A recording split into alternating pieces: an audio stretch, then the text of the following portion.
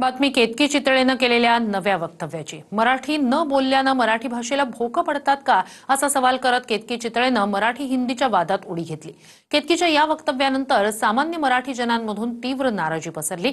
तर वायफळ वक्तव्य करून चर्चेत राहण्याची काहींना सवय असते असं गृहराज्यमंत्री योगेश कदम यांनी म्हटलंय। पाहूया।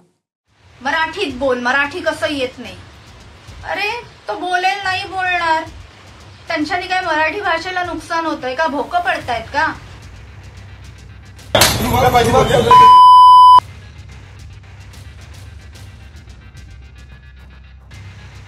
आपल्या वादग्रस्त वक्तव्यांसाठी ओळखली जाणारी मराठमोळी अभिनेत्री केतकी चितळे आता एका नव्या वक्तव्यामुळे चर्चेत आली आहे। मराठी हिंदीच्या वादात उडी घेत केतकी चितळेनं वादग्रस्त वक्तव्य केलंय। मराठी भाषेच्या अभिजात दर्जावरूनही केतकी चितळेनं प्रश्न उपस्थित केलेत। राज्यात आधीच हिंदी मराठी भाषेचा वाद उफाळलाय।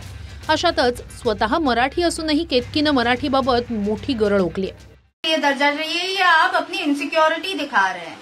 मराठीत बोल, मराठी कसं येत नाही। अरे तो बोलेल नाही बोलणार, त्यांच्यानी काय मराठी भाषेला नुकसान होतंय का? भोकं पडतायत का? नाही ना। तुम्ही तुमची स्वतःची इनसिक्योरिटी दाखवताय, त्यांना काय फरक पडतो? कोणाच्या आयुष्यात काही फरक पड़त नहीं। ये जो भी क्राइटेरिया था वो 2024 में निकाल दिया गया ताकि मराठी, बंगाली और आसामी को भी वो अभिजात दर्जा दे पाए, इसलिए ये क्राइटेरिया बहुत कन्वीनियंटली निकाला गया। तो हिंदी और उर्दू को नहीं है ये दर्जा, तो उन्होंने झगड़ना चाहिए। ओके, दर्जा मिला, उससे क्या हुआ? बघा, अशा वायफळ चर्चा करून, अशा वायफळ वक्तव्य करून चर्चेमध्ये राहण्याच्या काही लोकांना सवयी असतात की अशा व्यक्तीच्या बोलण्याने मराठीचे काही महत्त्व कमी होत नाही। केतकीच्या या वक्तव्यानंतर सामान्य मराठी जनांमध्ये तीव्र नाराजी पसरली आहे। हिंदू महासंघाचे अध्यक्ष आनंद दवे यांनी केतकीवर जोरदार टीका केली आहे। केतकीने हे जे काही केले ते फक्त प्रसिद्धीसाठी केलेलं आहे। तिला माहिती आपण असं काही विकृत बोललो की 2 दिवस टीव्हीवर चमकतो, त्याच्यापेक्षा जास्त काही नाही। तर केतकीच्या विधानाचा आम्ही जाहीरपणे निषेधही करतोय। यावरून उद्धव ठाकरेंच्या शिवसेनेचे खासदार संजय राऊत यांनीही केतकीला प्रत्युत्तर देत तिच्या मुलांना मराठी शाळेत घालण्याचा सल्ला दिलाय।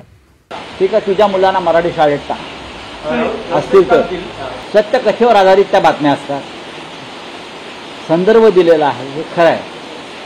महाराष्ट्राचं सरकार हे अंधश्रद्धेच्या फेऱ्यात अडकलेलं आहे। तर महाराष्ट्रात राहत असाल तर मराठी भाषेचा सन्मान करायलाच हवा असं म्हणत ग्रामीणचे गृहराज्यमंत्री पंकज भोयर यांनीही इशारा दिलाय। मला असं वाटतं आपण महाराष्ट्रात राहतो तर आपल्या मराठी, आपल्या मातृभाषेचा निश्चितपणे सन्मान केला पाहिजे।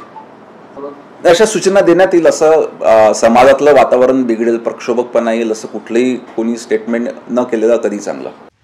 मराठी हिंदी भाषा वादाचा मुद्दा सध्या महाराष्ट्रात तापलाय। मनसे आणि ठाकरेंच्या शिवसेनेकडून महाराष्ट्रात मराठीचा मुद्दा लावून धरत आक्रमक भूमिका घेतली गेली। गेल्या काही दिवसांपासून महाराष्ट्रात राहून मराठी बोलणार नाही, काय करायचं ते करा असं म्हणत परप्रांतीयांची अरेरावीही पाहायला मिळाली।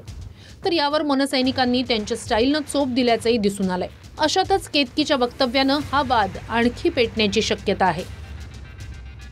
सचिन गव्हाणे, TV9 मराठी, मुंबई।